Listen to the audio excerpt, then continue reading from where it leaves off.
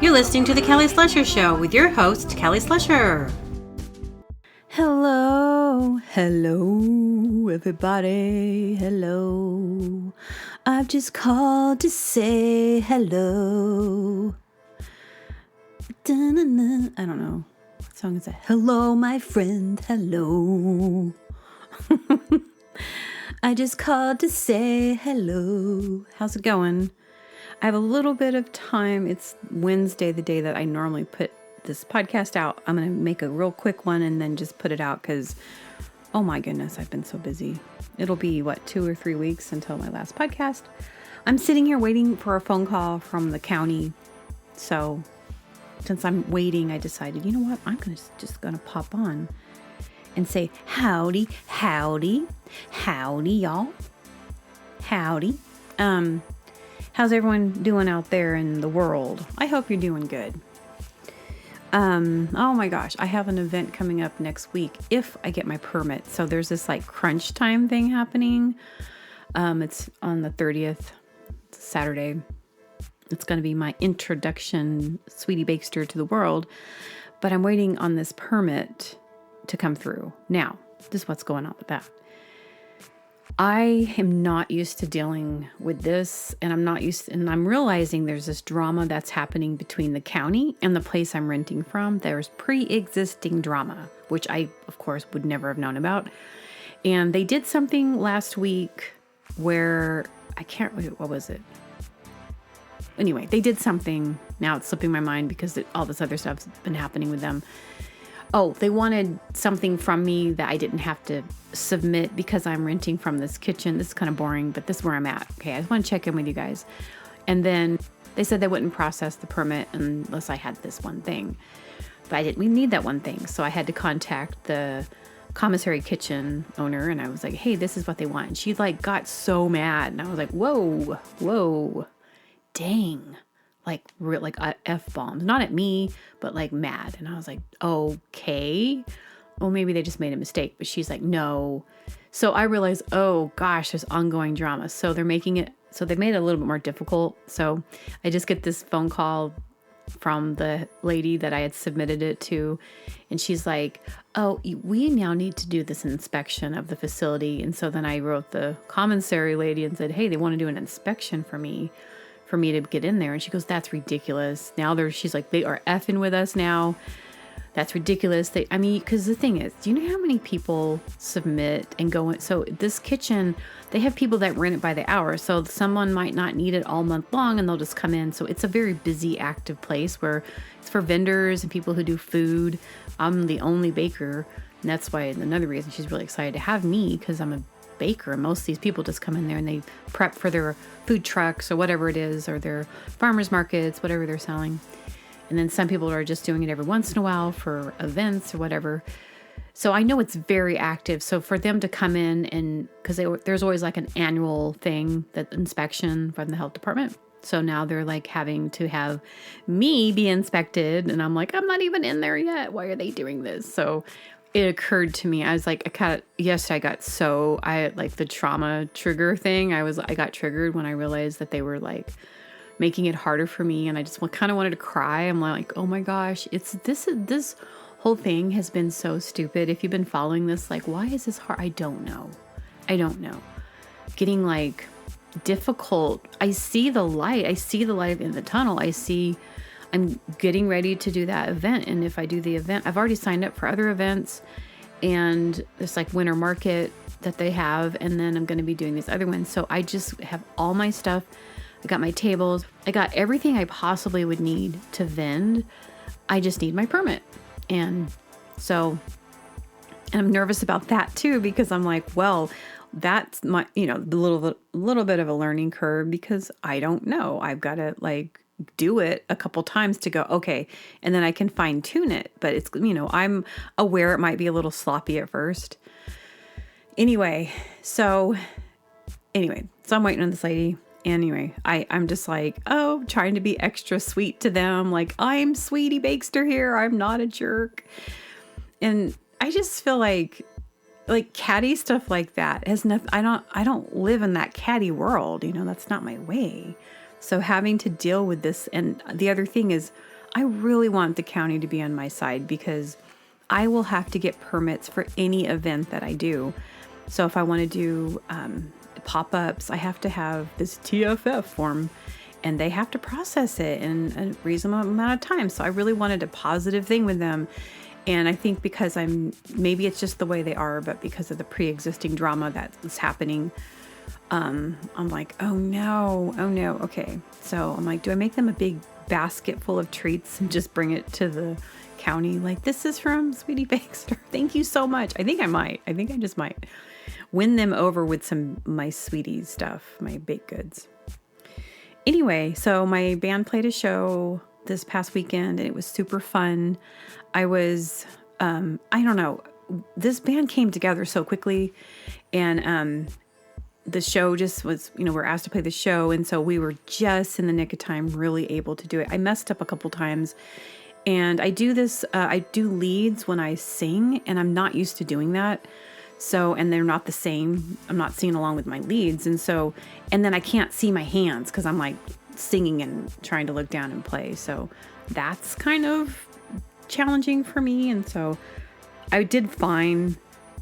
We all did fine. But our drummer was roasting in the sun, and I didn't know it. Like, she was because I can't see it. But her, the way she was positioned perfectly, the sun was shining on her cymbal and it was blinding her. And no one knew this until after. Maybe other people watching could see that she was like struggling with the sun. And then afterwards, like, oh, I feel so bad. It's like, I'm so sorry. I'm like, you know what, guys, this is what I told the band. I was like, you guys, if we are ever playing a show and any one of us is having a hard time, it's okay. We can stop the show and let's make it better. Okay. Just make it better. Like, you guys are this is way more important to me than I care about the audience, but the band is really important. Like, you guys have to feel. So whatever we can do, if we had to stop and move the drums, we could have done that. I know you would have never said that, but in the future, like, it's okay to stop. It's okay to like fix things and make it better, because you guys mean a lot to me, and this is really important for you guys to be happy. So that meant I was like, oh, Anyway, so that was good. Oh my gosh, it's like I have to switch gears so much. Like, we had band practice last night, and then during band practice, I'm like texting, the owner for the facility, the commissary kitchen, trying to get that worked out, trying to get we're writing some new songs, and I'm just like, you know what? This is just this is just it. I'm actually doing way better than I thought, because I don't like to switch gears. I like to like focus on one thing, that's how my brain likes it. But multitasking, I can do. I just don't want to be stressed about doing it. And so, but I'm going to have to learn, because like I said before in previous podcasts, there is no way I'd be doing the band and doing, starting a business at the same time if I didn't love the band and I didn't love what I was doing with the business. Like, these two things are super important. So, but I also have to have a life, a social life. I also have to not just be working all the time, and, so it's a balance. So many crazy things. So let me see. I think I took some note. Oh, it's funny. So I'm also, I can't forget, I've been working at the Rock Shop. Now I'm doing it like twice a week. This is another crazy thing, adding another job.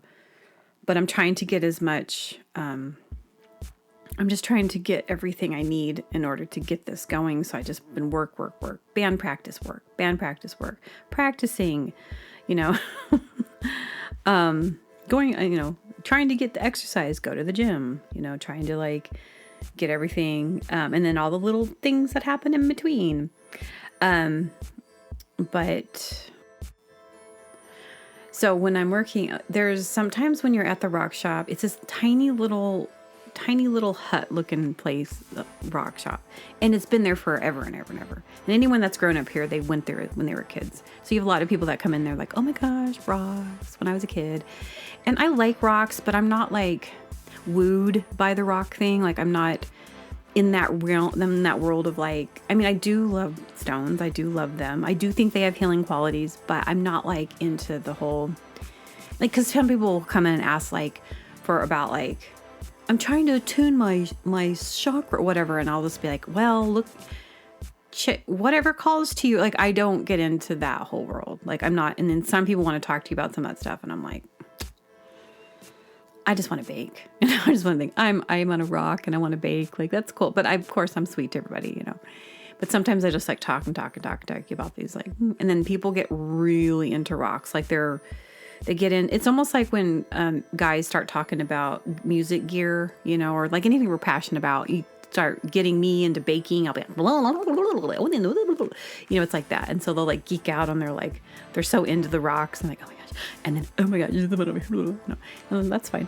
But sometimes people start talking to me, and then there was this like couple in there, and I don't know, he was asking, they were new in town. They're like, what do you do here? And I was like, I'm in a band, and I'm also starting a little micro bakery. And the look, sometimes if I tell someone I'm starting a bakery, or I'm a baker, or whatever, if you say the word pastry and they're keto health people, they look at you like you are a crack dealer. Like the looks that some people because there's a lot of people who are into keto and gluten-free and all that stuff, but there's more people who actually love a nice little sweet treat, so there's people that you can cater to that community, which is fine. It's just not what I like doing.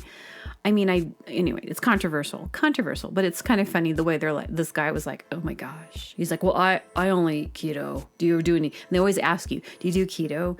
Someone yesterday was like, oh, do you do gluten-free? So many times, do you do gluten-free? Do you do keto? Do you do gluten-free? Do you do sugar-free? I'm like, actually, no.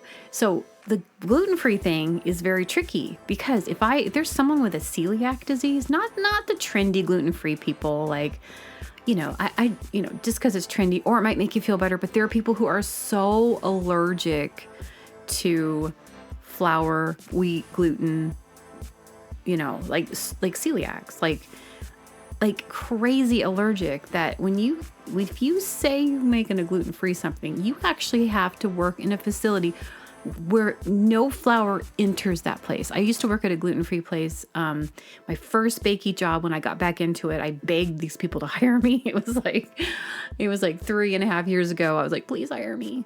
That was 3 years ago. But they only hired me as a prep person because I'd been so many years, but since I'd worked in the actual professional bakery. And, but it got my foot in the door. And anyway, the employees weren't allowed to bring any outside food in, just in case it had gluten in it. And then it's a big thing. And then there's this bakery in town here that's gluten-free. And I was talking to the barista there once, and they were saying that if people walk in there with, like, some lady walked in with like a baguette, and they said, you have to leave. You can't be in here with that. And she's like, oh my gosh, are you crazy? Are you serious? And he's like, it's a gluten-free place. Like, we literally have to be 100% gluten-free. Okay. So because of that, I mean, I work with gluten. Like, my mixer is going to have gluten in it, even if I wash it. Like, I don't understand that world. So anyway, so it's not willy-nilly. So no, I don't think I'm going to technically do gluten-free unless I have a whole entire area that is just going to be that, because it's so sketchy. I don't want to make anyone sick, and I most certainly don't want to get sued for something like that. It's not light. It's a big thing. So I will do some specialty stuff, but when it comes to that, I don't know. It's because of that. And maybe I'm just being neurotic about it, but I just think, I don't know, it's just the way I'm thinking. I just have I try to see everything, and I'm like, yeah, that's not a willy-nilly thing. So it's just annoying when people are like, do you do gluten-free? And I'm like, well, and then I have to go into that long-winded thing, like, and then, no. Anyway,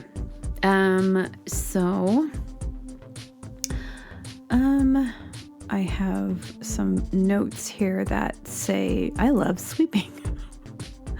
I do. I like to sweep. there's something so satisfying about sweeping. And I have this like steam mop thing. And I'm like, just laugh at myself. I'm like, if anyone were like, oh, you're using your steam mop again. I'm like, oh, it makes my floors look amazing. You know, your whole house could be a disaster, but if your floors are clean, your house looks clean. Let's see.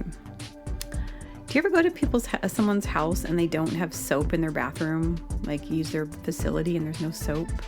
That's happened a few times. It's just on my list. Sometimes I think of things and just like type it down. I'm like, oh, no soap in the bathroom. Oh. And then, you know, you walk out of the bathroom like, oh, can we get you something to drink? You're like, no, I'm good. In fact, I think I gotta go. Looking around for soap. Do they use soap ever? I just think of one house that some friends back in Portland that she never had soap in her bathroom. And I'm like, I just don't get this. I don't understand that. I'm not a soapaholic. I think it's important. Okay, so I talked about the pickle pizza thing way too many times on my podcast. And this is so stupid. But I was the other day I was at the grocery outlet again. And by the way, I talk about grocery outlet because this is like part of my life right now because I do go there more often than I was going before. And I wish I would have been going there before because I would have saved so much money. Like last year. It's so stupid.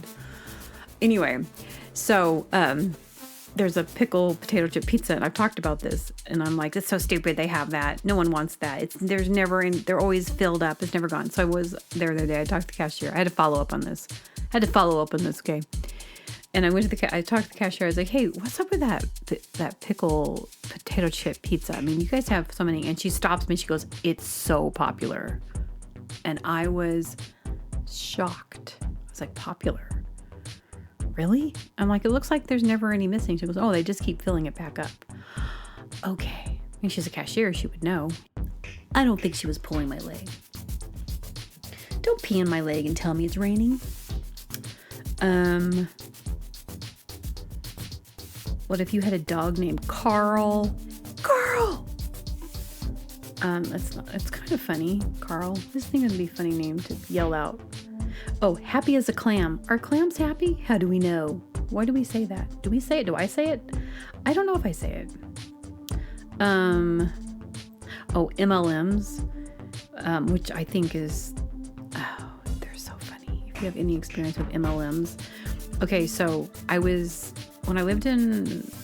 after I moved out of Portland. I was living up in the Columbia Gorge and I met this woman through a friend, and she was like super like she would always like pursue hanging out with me and being a friend. I didn't know many people. She was okay. I didn't really know a lot about her, and so she'd always invite me. Okay.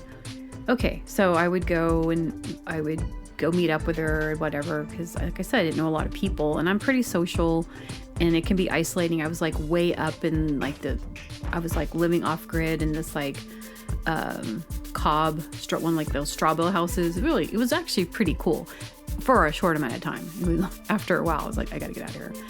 Anyway, so we would meet up, and every single time I started realizing she is always talking about these essential oils she's trying to sell. And then it occurred to me one day, I was like, oh my gosh, she's just trying to sign me up.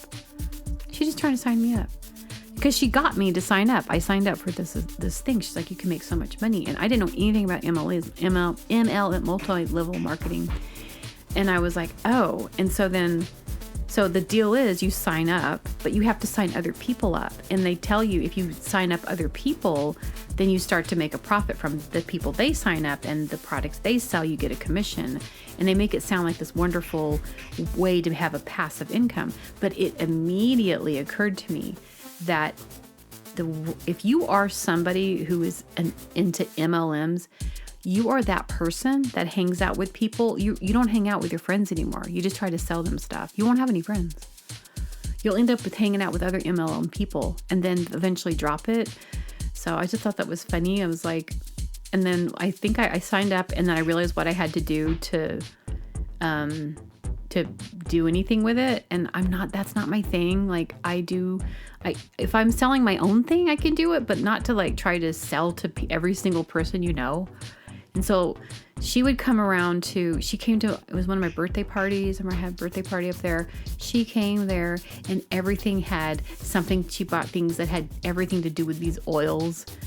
And she would use the cilantro oil and put it into the guacamole that she made. And she just was that. There was nothing else there but trying to sign all the people up at the party. She had to go. I'm like, you will not have friends if that's all you think about. And it's so funny. So then I went down I started watching it as entertainment. There's like this YouTube channel where this lady's like, she finds all these MLM people and she just highlights them and it's so, I mean, it's like I could watch, it's like watching a movie because you see the people and they've got the crazy eyes. They're like, oh, and they're trying to like talk on their TikToks or whatever about like how great this is and how much money they're making and where else can you make $200 an hour? It's like, well, you might have had a sell online where you like did this like flash sale and made $200 for the entire week. Could have been for the entire month. Like you're not really making $200 an hour. Maybe in that hour, maybe, you know, it was just, oh gosh, it's so entertaining. Not to make fun of people and like people trying to like just, you know, just like make money. But when it's deceiving yourself and deceiving others, like you're making all this money. My mom used to sell Mary Kay. My mom used to sell Tupperware. I remember, I'm like thinking about all this. I'm like, those were MLMs. My mom used to sell Avon. And none of those ever became anything. I think my mom used to have Tupperware parties, which was kind of cool. I look back, really retro. Oh, just stay away from them. In anything multi-level marketing, yeah, stay away. It doesn't work. It's really stupid and it eats all your money up. And you'll have no friends. So, yeah. I